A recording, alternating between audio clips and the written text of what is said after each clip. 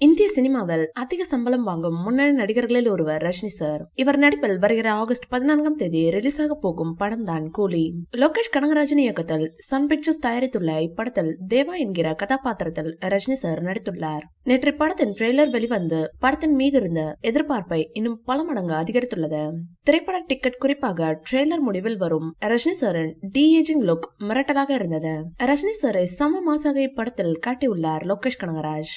கண்டிப்பாக ஆகஸ்ட் 14ஆம் தேதி திரையரங்கம் திறக்க போகிறது. அதில் எந்த சந்தேகமும் இல்லை. கூலி திரைப்படத்தில் தேவா கதாபாத்திரத்தில் நடிக்க நடிகர் ரஜினிகாந்த் சார் வாங்கிய சம்பளம் குறித்த தகவல் வெளியாகியுள்ளது.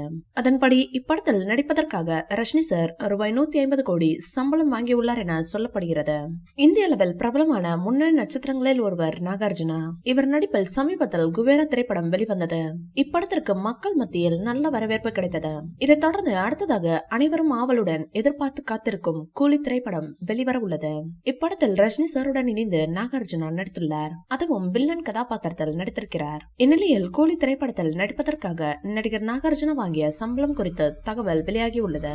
அதன்படி படத்தில் நடிக்க ரூபாய் 24 கோடி சம்பளமாக நாகார்ஜுனா வாங்கியுள்ளார் என கூறப்படுகிறது. இந்த படி பிடிச்சிருந்தா லைக் பண்ணுங்க, ஷேர் பண்ணுங்க, எங்க சேனலை சப்ஸ்கிரைப் பண்ணுங்க.